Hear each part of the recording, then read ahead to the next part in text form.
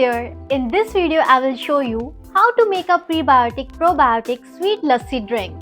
It's really healthy and really easy to make. You will need a cup of yogurt, a cup of milk and sugar. Add all of them into the blender. Add 1 tablespoon of hashab prebiotic to the blender. This has at least 85% soluble fibers, of which most are prebiotic polysaccharides and oligosaccharides. Mix in the blender. Pour into cups and enjoy this very healthy drink.